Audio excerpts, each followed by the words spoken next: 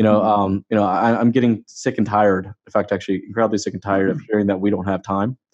But then, when the results come in, they're like, what? Yeah. Well, why? Well, why? And so I'm just, my goal right now is just to suffocate those excuses. And the way I want to do that is really push management out there to develop out a process. I mean, a real process. We're talking not just something you talk about, not just something that you whiteboard, but something that actually gets documented. Good morning and welcome to Coffee with Jason. On this episode of Coffee with Jason, we're talking to James Lawrence of Dealer EFX. We'll go over things like email marketing efforts, response rates, and how to get the most out of your campaigns in this modern day and age. But first, a word from our sponsors. For freshly brewed discussion on automotive sales and marketing, this is Coffee with Jason. The Coffee with Jason podcast is sponsored by Closer's Coffee. For that full-bodied, rich, sweet flavor with a bright acidity, drink Closer's Coffee, stay caffeinated, and keep on closing. Find out more at closerscoffee.ca. Hey, what's going on, Podcast Nation? It's Jason Harris here with Digital Dealership Solutions. Hey, today I am joined by James Lawrence, CEO and founder of Dealer EFX out in Oregon, Beaverton, Oregon, to be exact. That's roughly 10 minutes away from Portland. Hey, thank you so much for spending some time with me, James. I really appreciate you being on the show. My pleasure. I really appreciate you taking the time. Hey, for everybody out there that don't know who you are, would you mind maybe giving us that 2-minute origin story that is James Lawrence? Okay, I'll give it a shot. So I started off in the automotive space, basically right after graduate school from Cleveland, in Case Western Reserve in Cleveland. I started off at a place that is now called Snap-on EPCs, Electronic Parts Cataloging. And there I was a simple, grunt product manager. And then I moved through a headhunter to a company called Chrome Systems here in Portland, Oregon, back at the turn of the century. And that turned into a variety of interesting experiences during the first internet crash. Those experiences led me actually to building CRM software for a company called Five Square, which was a startup down in Los Angeles. And then that turned into Complete back up here in the Portland area. And generally speaking, around 2009, while at Complete, I had an idea that was stemmed from a 2005 experience where I said, hey, we were doing a fantastic job of designing CRM systems, but the responses that dealers were sending out were horrific. So I started this company. So that was back in 2005? 2005, yeah. Hasn't changed much since then, has it? Well, actually, I did an article that showed the first email sent out back in the 70s or 70s, and there was little difference because I did a side-by-side comparison. Yeah. What's being sent out now and what was sent out then, and it was terrifying just how similar it was. So basically started the company in 2009 in probably one of the worst environments you can imagine, and saw all of. Yeah, that'd be a tough time to do it. I read your blog earlier this morning about failing forward and failure, and don't let it stop you. Well, believe you me, there were moments where I was like, what the heck am I doing here? But anyway, that's kind of where we are today. We evolved very quickly from that initial tools provider house to a full service email response quality assurance service today. Nice. So since you live close to Portland, does that make you a Blazer fan? It kind of does. It kind of does. Yeah, it's okay. We won't hold it against you. No worries. Oh, thank you. Family in Cleveland would. So. I love the area you guys are in. I actually spent some time, there when I was a child. I grew up actually not too far from where you are. So, Portland is just always in the whole Oregon area. If you guys have never had an opportunity to visit Oregon, it is just absolutely a phenomenal place. A little fun fact: it actually has the most amount of microbreweries per capita than any other state in the entire country. So, if you're a beer fan like myself, check out Oregon. On top. Yeah, I'm definitely on top of that part. And the wine factory, wineries around there are fantastic. It's the best. There's some of the best Pinot Noir you can purchase in the entire world. And I'm not just saying that because my sister works at a winery not too far from you. Yeah, well, like I said, James, thank you so much for taking the time and speaking with me. And really, what I wanted to do is because you've been in the game for a while as well, and I wanted to kind of really deep dive into like well, WTF as far as what's going on with lead response. I mean, why is it that here we are in 2019 and we're still responding to leads like it was 2005? And there's just, I mean, there's been some changes. I mean, don't get me wrong, like the introduction of some text message communications back and forth, and some introduction of video messaging back and forth. But still for the majority of all dealerships I work with out there, just like you work with a lot of them as well, that response is just, it's redonkadonk. Yeah, I believe that's a technical term. It's a technical term in our industry, redonkadonk. If it's not, I just made it one. And TM, right? So I guess in answer to your question, there's actually multiple dimensions to that. Number one is some of the terrible turnover that you see in dealerships today. It's just the nature of the beast that the training goes undone. And so every time a new person comes onto the dealership's team, and there's nobody basically helping them to get their email response quality up to snuff, they start building it themselves. And so what you're seeing is a couple of things that just fall out, without them knowing what they're doing. And so they'll build a template that they think is sharp. So they're copying and pasting imagery, and they're copying and pasting stuff from a Microsoft Word document. And while they're doing that, they're incorporating code that basically screws them when it comes to the spam filters. And so you've got that sort of lack of professionalism, lack of compliance, lack of grammar. I've seen research from EFG companies. Some rough ones. Oh, I'm horrible at grammar. I really am. Like I have to have someone literally spot check every single word I put out there because I'm good for you. I was gonna offer that service, but no. So EFG companies came up with some research a year ago that basically said about a third of people will simply read a terrible grammar in an email and say goodbye and just delete it immediately. On top of all of that, you've got this move to mobile, right? Mobile compatibility is fundamental now to simply everything. And what you're finding is these homegrown templates are not mobile compatible, and they look terrible when they do actually land in someone's email. Sure. So you've got subject lines that are fishy looking, as in PH fishy. You've got subject lines that, again, are terse, disrespectful, and frankly, you just wonder how these people, remained in their job. But they're just so, I've seen just some real ridiculous, just kind of hooky type stuff, and it's just like, right. It just seems like so many parts of the dealerships have evolved, and yet this is just one place that I'm not going to say, look, there are some out there, guys. You should give yourself a pat on the back that are crushing it and doing a good job. But I can still say, for majority, we all suck at it. Well, you know what? I built this business model on that reality.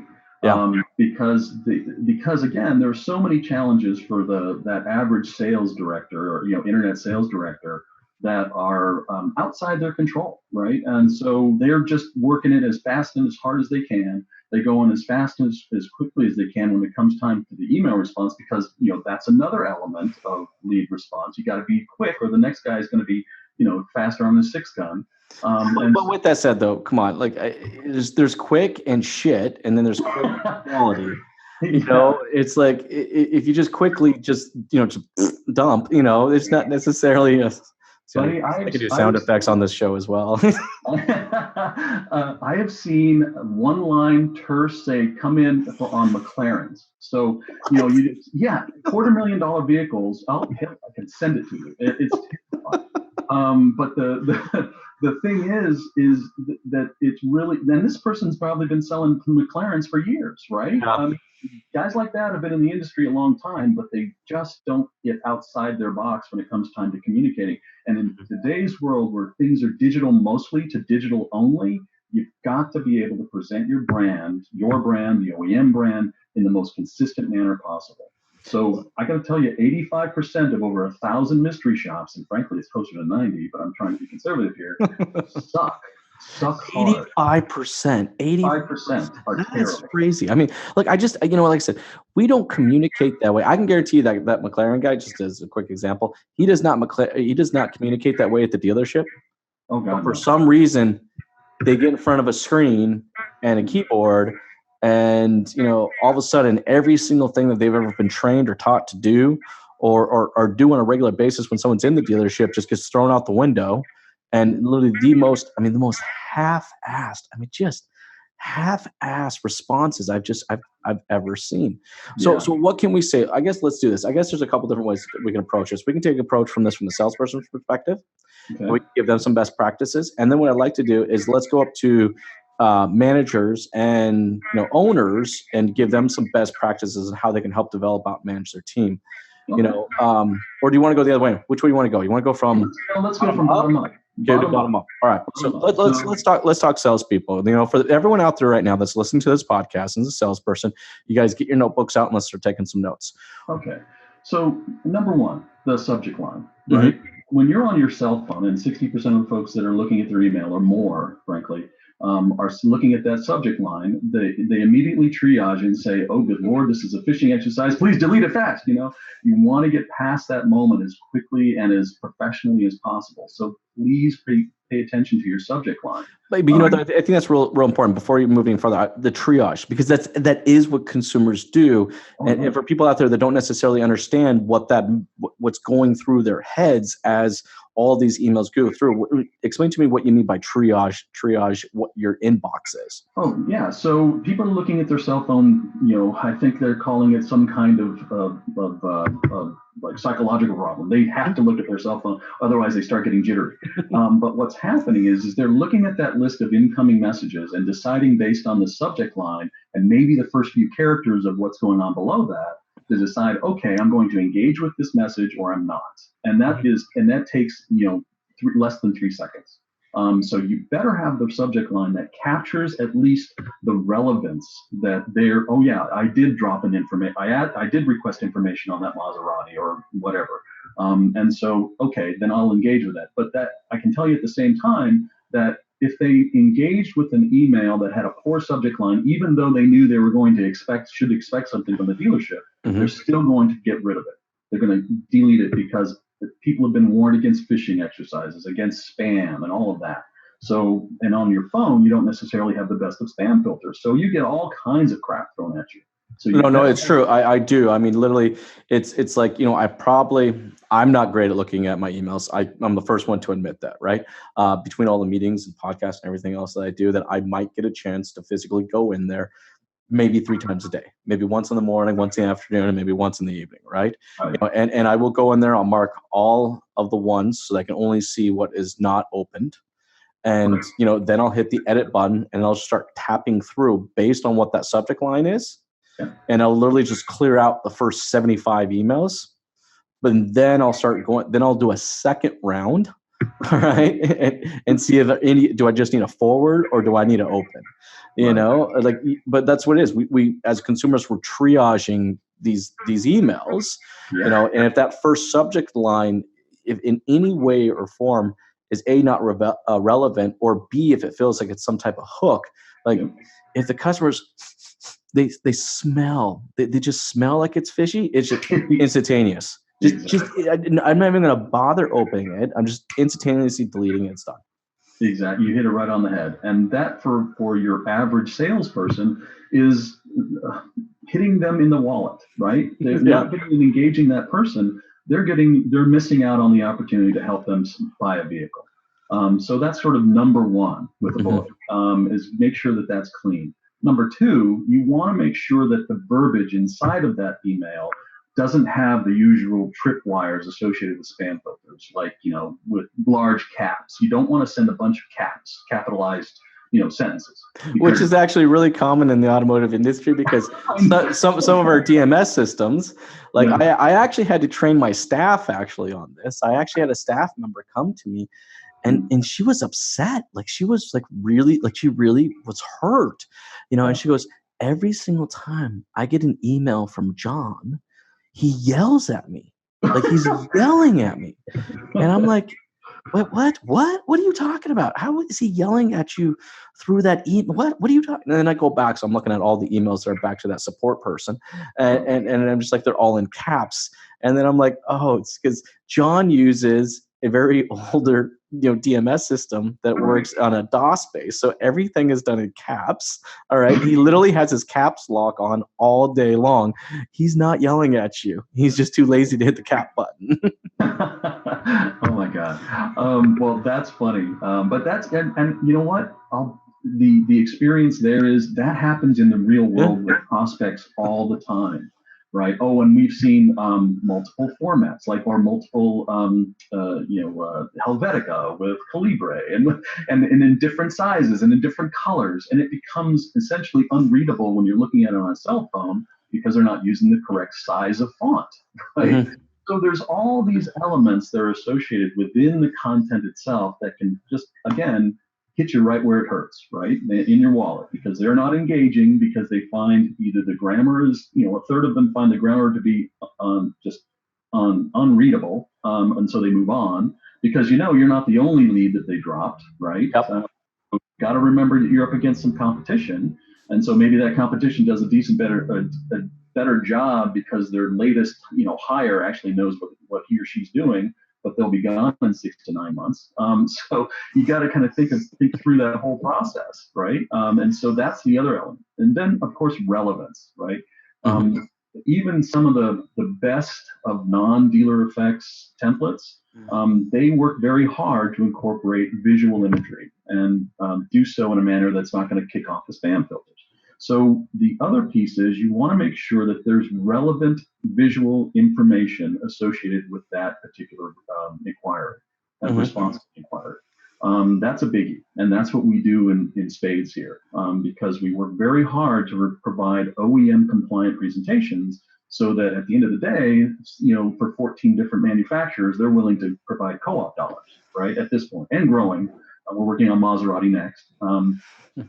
So one of the other elements is compliance in general.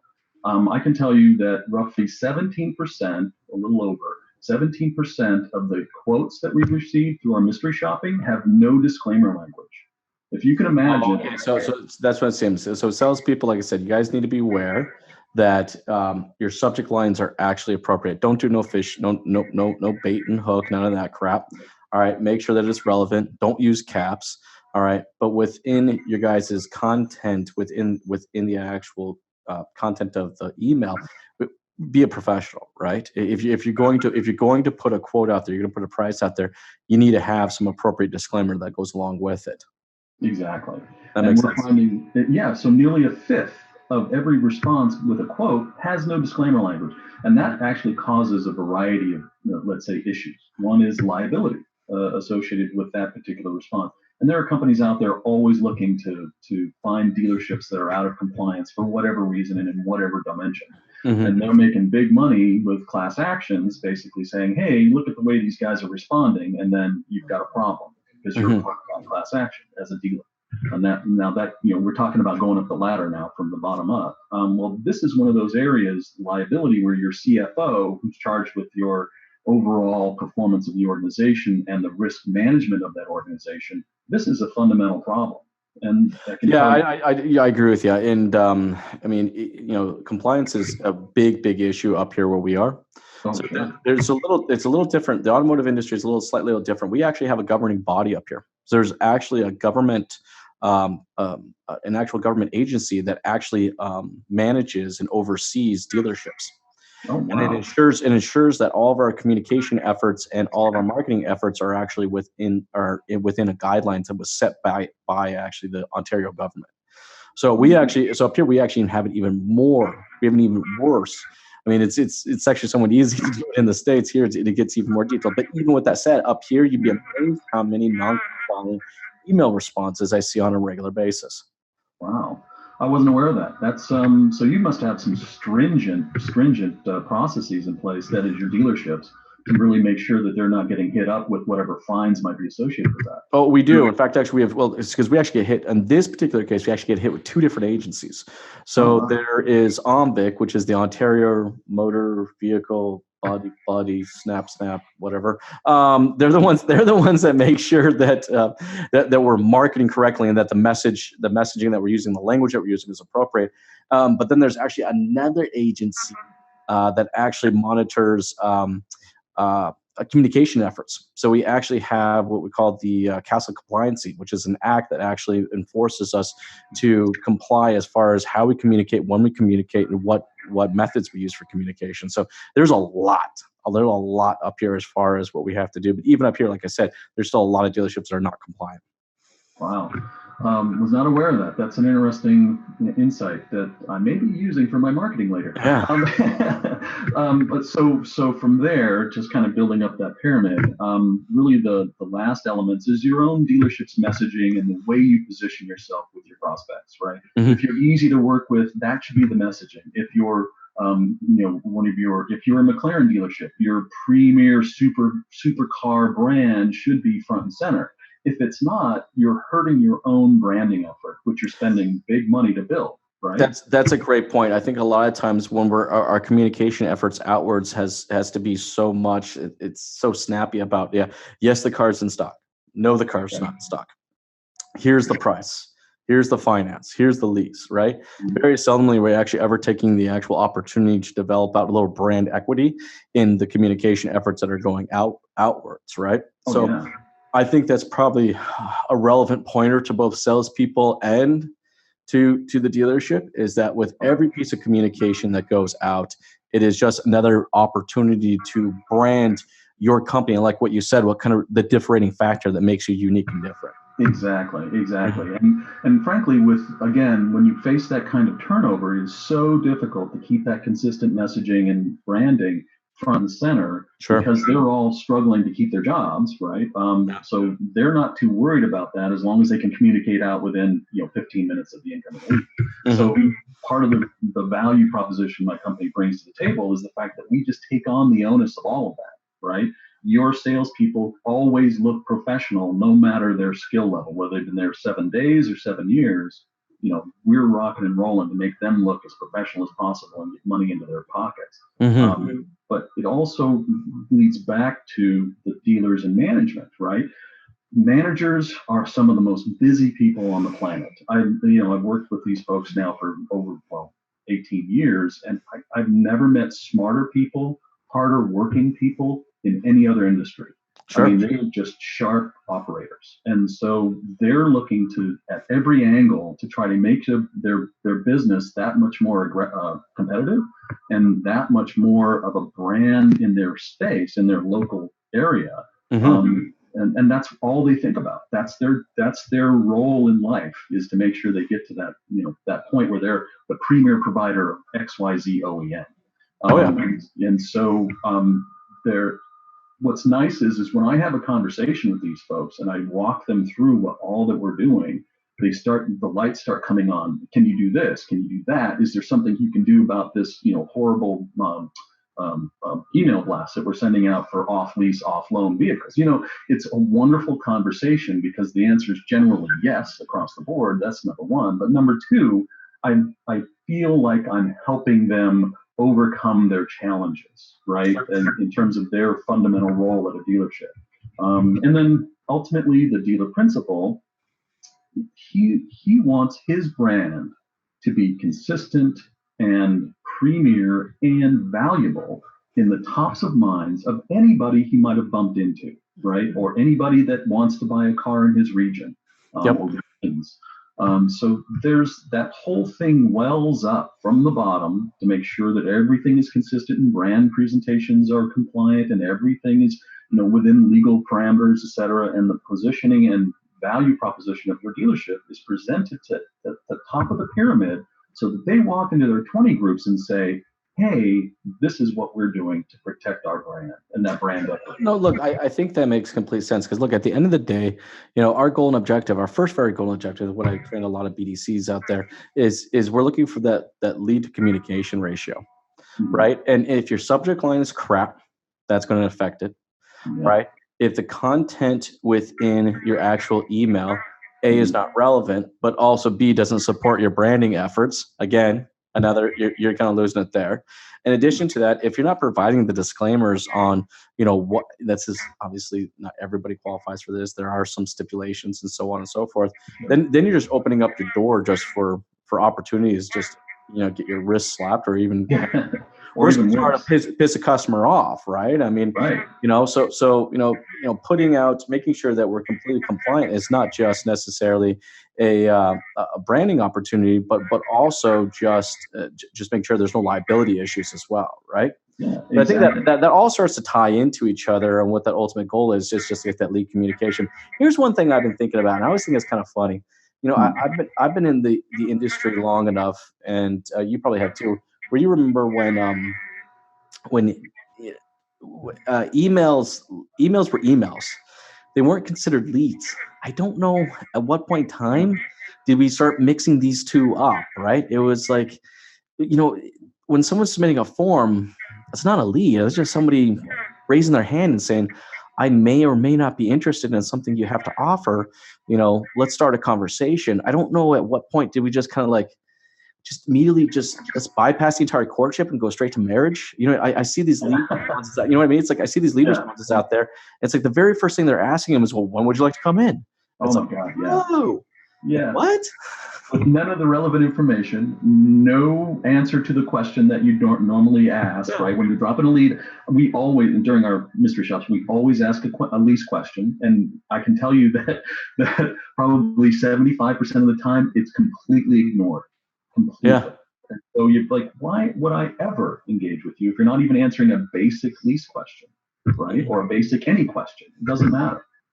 So those are the things that when I'm out there talking this up and speaking to people, it's like, please make sure your salespeople are answering the question. If you can just get that will get them so far in terms of relevance, right? You don't need necessarily any of this fantastic text or anything like that. If you just answer the question, it really starts to engage them just because they're finally getting information they deem valuable. Now, I'm curious because this always kind of comes up in when I'm doing some development sessions and strategies and stuff with these dealerships. It's like on one hand, I'll get somebody that will barely answer the question and write no more than maybe 6 words, but then I'll get another salesperson that will literally write an entire novel to the customer with so much information that hell, I wouldn't even possibly read it, right? Like what do you recommend? I'm just curious. What do you recommend as far as length of content or how it's formatted? So our basic question is, hey, can I get a 24 or 36 month lease using your e-price or dealer price or whatever? And that's it, right? And what that does is it says generally their answer will be no, leasing pricing has a difference, discounts and offers and blah, blah, blah. So that's really it. So I'm thinking a single sentence that answers the question that generally speaking is rote, right? This is a rote response. It should be about a lease question, whether or not I can do 24 months using your special e-price. Well, no, because we have, so that's it. So it should literally be a single sentence. If you're sending a paragraph, it really depends on the question. Okay. But generally speaking, people have 1, possibly 2 questions when they drop a lead. And then you're maybe, again, looking at 1, possibly 2 sentences. And I have found, I'm just kind of curious, is it more paragraph format or more bullet point format? I find personally myself, I read a bullet point format. Being an ex-dealer principal, it was like I'm just always looking for the girth of an email just so I can move on to the next one as humanly possible. So like I scroll down and when I'm like, oh, all right, bullet point, boom, boom, boom. Okay, I'm done. I got the understanding of majority of the email and just kind of move on. What are you recommending as far as kind of how you structure the content? Well, actually, so within our own templates, we look at things again in a very we try to avoid paragraphs because nobody reads paragraphs. Right? They don't. Okay, so it's not just me. They just don't. People just don't read paragraphs, do they? Exactly. So your bullet pointed approach is, although we don't literally have bullet points, it is in fact a single line. Yeah, one line. For every message that needs to be presented in that particular response. So again, we try to avoid the girth of that text, right? And just make sure that the questions are answered, that the information is relevant, and then at the end of it, basically, how can we help you? And so it's bullet pointed visually. On a phone, it looks really easy to read. On your laptop, it's clearly a beautiful presentation. So in general, we try to avoid any kind of girth in the text. Now, what are you finding as far as engagement rates? Because I talk to a lot of people and I always ask them this, right? What are those communication or engagement rates, or whichever word you like to use? What do you typically see? Well, for engagement, it's response rates, right? Yes, response rates. So that's an evidence of engagement, right? So evidence of engagement is the response rates, and what our dealerships are experiencing. Before it'd be like 2-3%, and it ranges because it depends on essentially what they want to message within the templates, because we give them that opportunity. Generally speaking, we're seeing a pop in the neighborhood of 7 to 9%. That way, because the subject line's a relevant one, it's the vehicle and the name of the dealership, which is the easiest to read on a cell phone. Yeah. You see, that's the number I feel like people don't necessarily focus so much on. It's like they're always so concerned about what their lead to appointment ratio is, but they actually never, very seldomly do they actually think about what the lead to response ratio is. Exactly. And that's the ultimate first step. Like, I think people have to understand that there are multiple steps to the communication. This is not just the quickest path to the appointment is as fast as humanly possible. No, your very, very first step is just to have a bloody conversation with them. Exactly. You hit it right on the head, because what drives appointments is engagement, and what drives engagement are the responses, and that requires the relevance, the presentation quality, all of those things we've been discussing. And so if you can do that and bring that to the present, as a part of the presentation and the communications process, you're going to have more opportunities to schedule that meeting, right? And that leads in, depending on your close rates, then that generally naturally leads to increases in overall sales. Yeah, and I think that's probably another, when we're talking, now I'm going to talk to managers a little bit, right? When we're talking about leads, guys, and we're just talking about email leads right now, okay? We're not talking about all leads. That's the other thing too, is dealerships need to understand that communication strategies and efforts are going to vary based on the source of whatever leads they're dealing with. In this case, we're just talking about email leads. We need to be tracking both the lead to response ratio, the response to appointment ratio, the appointment to show ratio, the show to close ratio. These are very, very different spaces. But when you just go straight from lead to close, I mean, holy crap. You can't train or develop or coach if those are the numbers that you're going to be looking at. Like we have to look at these multiple pieces so that we can develop out better processes or better communication efforts to increase those individually. I think what it is that we just want that fast results. We just want that appointment. Just give me the appointment. Just give me the appointment. But really, if we focused more on just give me a response, right? Our appointments will actually naturally increase. Exactly, and that's the value of our business model is the fact that we increase response rates. Everything else stems from that, because that jump from when can you come in to see the $250,000 or $239,000 McLaren, without any kind of I didn't answer your question. I provided no information whatsoever about the vehicle. And you want me to come in, why would I do that? And if I'm in Southern California, I got 3 other McLaren stores within a half-hour drive or 45. So I mean, it's. Well, we actually run into the same thing. Well, we had not 3 different McLaren. Well, we do actually have 3 different McLaren stores here. But what we end up having is where we're located in what's called the Greater Toronto area, because there are so many millions of people in this small pocket, is that there's a tremendous amount of dealerships.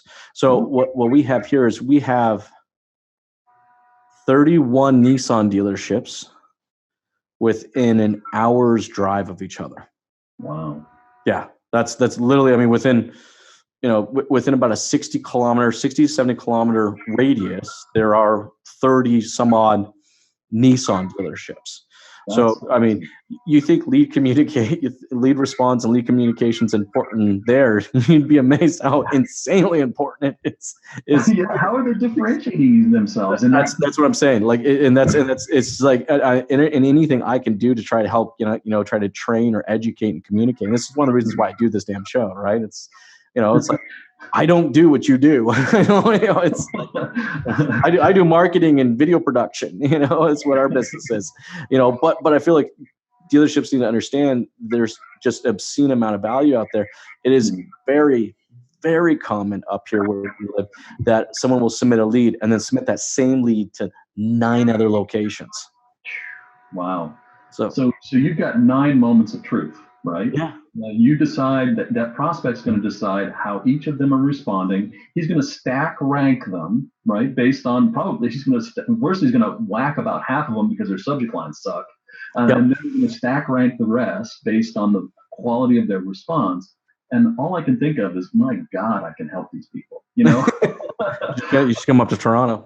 Yeah. So, because we face that. It's funny enough, we face that situation here where we have competing dealers and they're asking us, hey, we want a different presentation. Well, we can help them with that, And so from our competitor, an hour away or whatever. So these are the kind of things that they have to think about as they're crafting their marketing strategy, multi-channel marketing strategy, so that all of that branding, all of that money being spent to generate those leads, all of that effort internally to train people and get them to respond, which you're right in the middle of.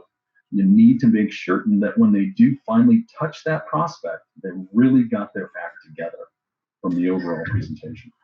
So I think we touched a little bit on what salespeople can do, from the subject line to the content to, I like I said, not putting things into a paragraph format, making sure things that are kind of in a bullet point format. When you guys do attach a payment or a price, ensure that there's a disclaimer there, not just for your own liability, but also for the consumer as well. That the worst case scenario, you're going to run into a situation where you say, well, you said I could get it for this, but you don't qualify. Remember the disclaimer, and then it's just literally every little bit of equity that you had created, with customers just explodes. So I think it's incredibly important to put disclaimers. And in fact, actually, now since you say it, I'm going to start looking even harder into some of the dealerships we work with and make sure that their response have that included in it. Now with management, because I think that's great for the salespeople, and at the end of the day, we need them to focus on that lead to response. That's the other thing too for salespeople, guys. Stop thinking about appointments. Stop thinking about your lead to your close ratio. Stop thinking about your lead to appointment ratio. Think about lead to response. That's the most important thing. Now, with management, what are some of the advice you can give management that they can use to encourage their team, or what should they be looking for in their team to kind of hold them responsible and help coach and develop their efforts? No, you actually hit it right on the head. So the coaching and development portion of their, the folks that are reporting to them, you don't want them necessarily spending time designing templates. You don't want them spending time sending out crappy templates. You don't want them doing all of those things that are being unknowingly or knowingly caused by your average salespeople. They need to make sure that they're coaching them on the proper way of doing things by looking at something like our service, or just simply crafting your own and making sure it captures all those elements we discussed.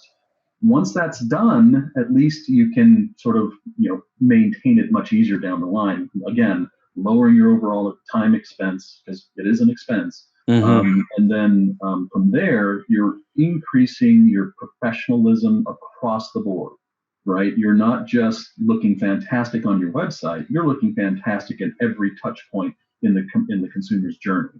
And that's really part of their role in protecting that brand equity.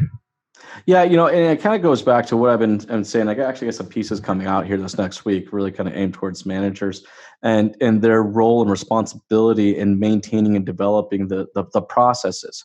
I'm getting sick and tired. In fact, actually, incredibly sick and tired of hearing that we don't have time. But then when the results come in, they're like, what? Yeah. Well, why? Well, why? And so I'm just, my goal right now is just to suffocate those excuses. And the way I want to do that is really push management out there to develop out a process. I mean, a real process. We're talking not just something you talk about, not just something that you whiteboard, but something that actually gets documented. All right. And then something that can actually be trained on and then continue to be developed on. But then not only do we need a process, but you have to have some way to measure that process. And this is where we're talking about managers. This is your responsibility. And I apologize if you don't like it, but I'm going to say this is your responsibility. You have to manage, or at least know what that lead to response ratio is, what that response to appointment ratio is, what the appointment to show ratio is, what the show to close ratio is. I mean, as a manager, you're not going to be able to effectively support your team and continue to coach and develop your team if you don't actually know these numbers. So stop, it's like we got to stop playing baseball with a blindfold, and really understand what those stats are telling us so that we can continue to develop out our team. Well, you actually hit on something important in terms of what we provide. So we're not just providing a single pretty picture per model that they're offering. It's in fact a series of responses based on the context of the conversation with that prospect. So you have the initial response, which is an introductory one. You have quotations, which involves using all of the merge fields from whatever proprietary CRM system. You have follow-ups, and all of these have a consistent message, consistent visual presentation, so that every time you have a touch point with that prospect, they're reminded visually, and we're visual animals, that this is the car I've been talking about, this is the car I'm interested in. And what's nice about that is, during the training sessions, you can simply provide, hey, this is step 1, Mr. New Salesperson. This is step 2. This is step 3. It's a very clear process. And what's the beauty on top of that is, because it's a simple drop down in any CRM system, it's right there. It's a simple select and send, because everything is in that package. And what's nice about that from your perspective in terms of these folks being trained and consistently acting on that training is that they have a natural structure in front of them as they're responding to this particular marketing channel. Mm-hmm. That's awesome. That's awesome. And look, so what people have to understand when they work with you, it's not necessarily just a product that they're getting, or a service that they're getting. Is what they're getting is they're getting a process. Exactly. And I am so passionate about pushing managers to understand that I want them to manage the process and let that process manage the people. Like we got to stop managing people and their efforts. I just see too many managers out there that just get insanely stressed out because they're constantly fighting this battle of how to manage someone's efforts when they spend very, very little time actually developing out the process. If they just started managing those processes, their life would be so much better. I think this is actually a great place, James, for us to stop, because I think it's just we can jam about this for hours. But I think for sure we're going to have you back on here for another round of this. Because again, what we're looking into just right now, where the industry is and how sales are going to plateau out, that every process that we can put in place that's going to support increased sales, we have to squeeze every ounce of every single opportunity that comes through that door. Otherwise, we're just not going to hit our targets this year. So, look, for everybody out there, we're the third month into the year. You got your first quarter coming up. If you don't feel like you've really started to squeeze out every effort of the lead, I implore you to maybe reach out to James. In fact, actually, here's a good shameless plug for you, James. Where can people actually connect with you? Where's the best place for them to learn a little bit more about what you guys do? I don't know if it's ironic or coincidental, but jim.lawrence@dealerefx.com. That's awesome. That's a good one, right? And Jim, thank you so far. Sorry, do you go by James or Jim's? Jim's fine. Okay, sorry. James generally when my mother's mad. Okay. Fair enough. Thank you so much for your time today. I had a great time jamming with you, and I think this content was truly rich for everyone out there. And guys, for people who like to connect with you, what's the best way to connect with you? LinkedIn, Instagram, Facebook? Oh yeah, please. If you're on LinkedIn, I have an exclusive automotive only network of about 5,300 folks. So that's all I do in terms of reaching out to folks. So please feel free to link up LinkedIn, and we'll go from there. Awesome, Jim. Hey, thank you so much for your time. Thank you. Have a great day. You too. Bye-bye. We covered a bunch of great topics today. What stood out most to you? Be sure to let us know in the comments section below. And don't forget to like the post and share it to keep the conversation going. You can follow Jason on all social media platforms by following Strategy with Jason. You can find him pretty well everywhere you can share content. I hope we were able to get you thinking. And until the next time, this has been Nathan with Digital Dealership Solutions. Have a great day.